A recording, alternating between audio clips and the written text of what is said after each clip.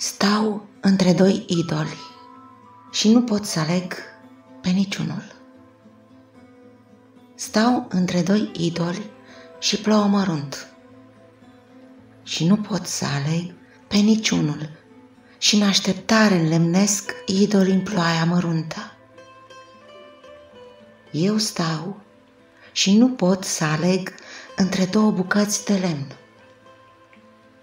și plouă mărunt și nu pot în putreda ploaie să aleg. Stau și lemnele, cele două, și arată coastele albite de ploaia măruntă.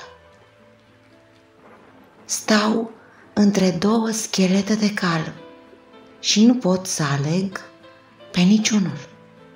Stau și plouă mărunt, topind pământul sub oasele albe și nu pot să aleg.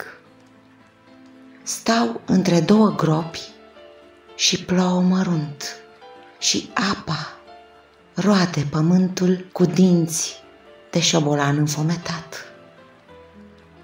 Stau cu o lopată în mână între două gropi și nu pot, în ploaia măruntă, să aleg prima pe care voi astupa-o cu pământul mușcat de ploaia măruntă.